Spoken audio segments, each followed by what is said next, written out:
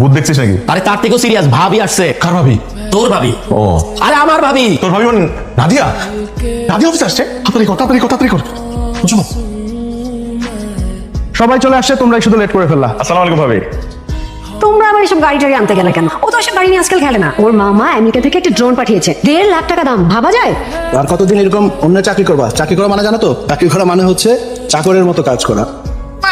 দেখো ইও আমার ট্যাপটা ভেঙে ফেলেছে, দেখো ওপেন হচ্ছে না। হাই হাই, এটা তুমি কি করছো পিউ? তুমি জানো এটার দাম কত?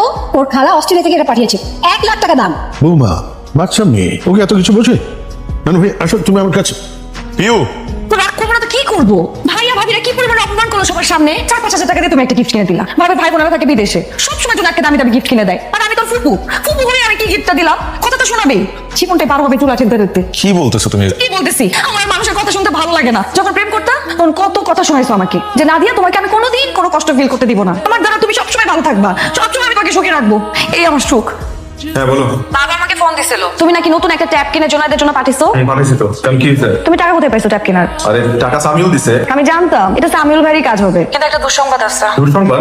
ভাইয়া তো মহা বিপদে পড়ছে। ওই যে চায়না থেকে কি নাকি ইম্পোর্ট করতে চাইছিল, সব প্রোডাক্ট এই কাস্টমসে নাকি আটকে রাখছে, কন্টেনার নাকি কিচ্ছু বাইর করতে পারতেছেন। তুমি জানো 6 কোটি টাকার প্রোডাক্ট ছিল এখানে।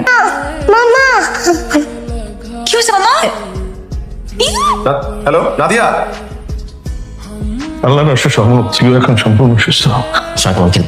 ওয়ালাইকুম সালাম। ভাবি পিউ এখন কেমন আছে? আলহামদুলিল্লাহ ভাইয়া। আলহামদুলিল্লাহ।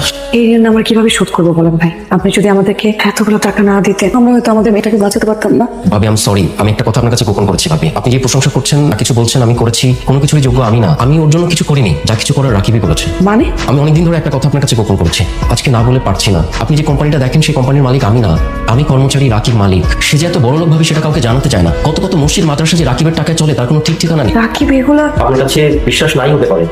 মানে যেমন যা বলেছে সবই সত্যি। 6 কোটি? আপনার ব্যাংক লোনের পরিমাণ তো এটাই ছিল না? হ্যাঁ, কিন্তু